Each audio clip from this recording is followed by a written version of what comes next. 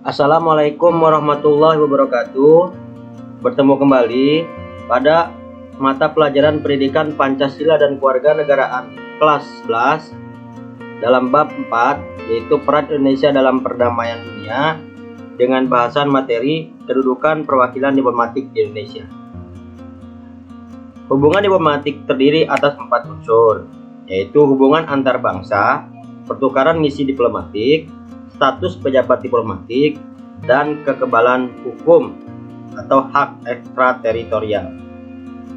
Suatu negara mengirimkan perwakilan diplomatik untuk memperjuangkan kepentingan tertentu negara tersebut di bidang politik, ekonomi, sosial budaya, maupun pertahanan keamanan. Semakin erat hubungan suatu negara dengan negara lain, semakin banyak pula pengiriman wakil diplomatik yang dikirim. Di pertemuan kali ini, kita akan membahas dari bahasan kedudukan perwakilan diplomatik Indonesia, yaitu 2 materi, yakni materi pertama Korps Perwakilan Diplomatik dan Konsuler, dan materi kedua adalah fungsi perwakilan diplomatik dan hak imuniter. Kita masuki materi bahasan pertama, yaitu Korps Perwakilan Diplomatik atau Konsuler. Diplomasi suatu negara dilakukan oleh Korps Perwakilan Diplomatik dan Korps Perwakilan Konsuler. Korps Perwakilan Diplomatik dipimpin oleh Kepala Misi Diplomatik yang dibagi menjadi 3 golongan, yaitu Duta Besar, Duta, dan Kuasa Usaha. Duta Besar memimpin kedutaan besar di suatu negara. Duta memimpin kedutaan di suatu negara yang memiliki tingkat kerekatan hubungan antar negara yang kurang. Kuasa usaha dikirim kepada Menteri Luar Negeri dari negara penerima dan berhubungan pula dengan kepala negara. Sedangkan Korps Perwakilan Konsuler memiliki fungsi melindungi kepentingan negara pengirim dan warganya, memajukan pembangunan di bidang ekonomi, mengeluarkan paspor dan dokumen perjalanan bagi negara pengirim, serta bertindak sebagai notaris dan panitera sipil. Itulah materi daripada Korps Perwakilan Diplomatik dan Konsuler.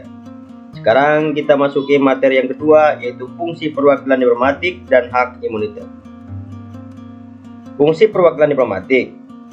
Menurut Kongres Wina tahun 1961, perwakilan diplomatik memiliki fungsi sebagai berikut. 1. Mewakili negara pengirim di dalam negara penerima. 2. Melindungi kepentingan negara pengirim dan warga negara di negara penerima. 3. Mengadakan persetujuan dengan pemerintah negara penerima. 4. Memberikan keterangan tentang kondisi dan perkembangan negara penerima.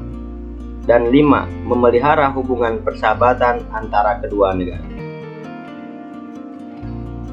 Sedangkan yang dimaksud dengan hak imunitet atau kekebalan diplomatik suatu negara, baik bagi Korps Perwakilan Diplomatik maupun Korps Perwakilan Konsuler, dilindungi oleh hukum internasional. Adapun hak imunitet tersebut terdiri atas 2 hal berikut. 1. Hak eksteritorialitas, yaitu hak kekebalan dalam daerah perwakilan seperti daerah kedutaan besar atau daerah kedutaan. Hak kekebalan ini tidak berlaku bagi pelaku kejahatan.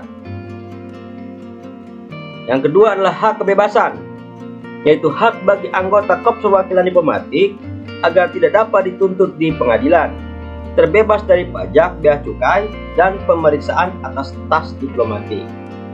Itulah mengenai hak imunitet. Sekian daripada pertemuan Pendidikan Pancasila dan Kewarganegaraan kali ini. Kita bertemu kembali di pertemuan selanjutnya. Wassalam.